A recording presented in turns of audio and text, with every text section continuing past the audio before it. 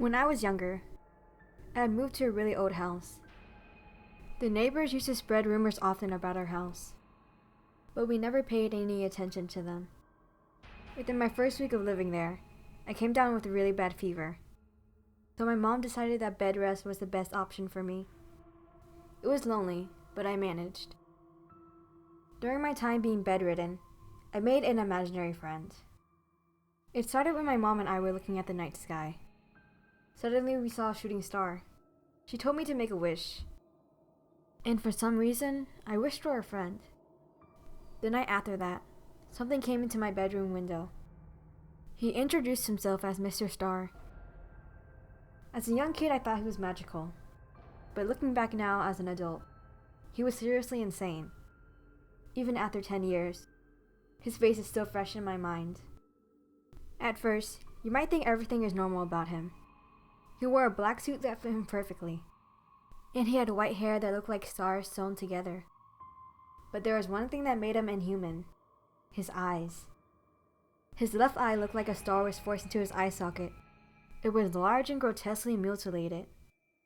His right eye had a star-shaped pupil, while the rest of his eye was completely black. I became good friends with Mr. Star. Even though he was just imaginary, it felt like he was actually real. We did what normal friends did at first.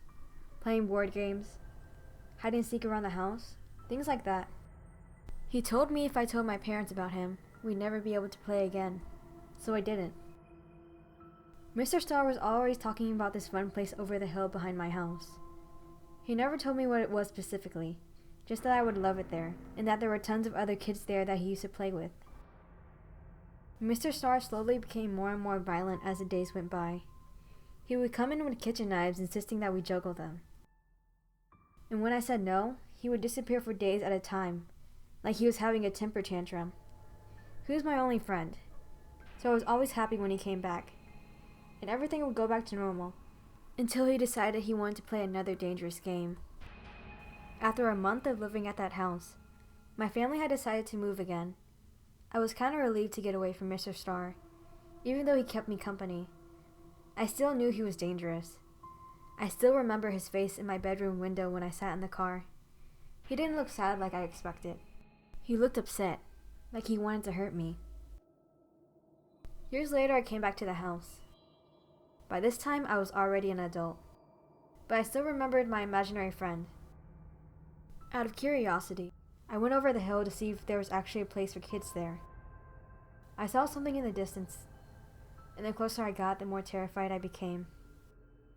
It was a cemetery. I was shocked, but everything actually started to make sense. I left the place as soon as possible. When I ran to my car, I swore I saw a familiar face in the window, but I sped away before I could process it. I'm never going back to that place ever again. I just hope that the next kid that moves there won't fall for Mr. Star's tricks like I almost did.